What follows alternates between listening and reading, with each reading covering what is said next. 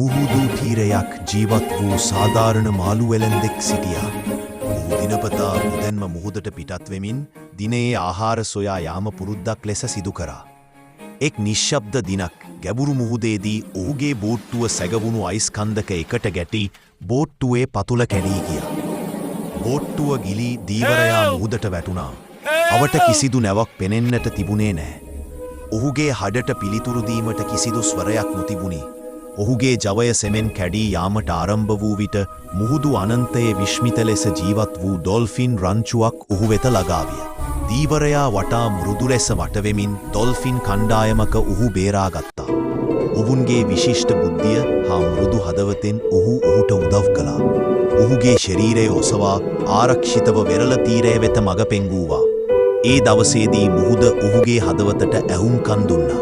ඒ නිසාම ඩොල්ෆින්ලා කියන්නේ මනුෂ්‍යයාගේ සැබෑ මිතුරු.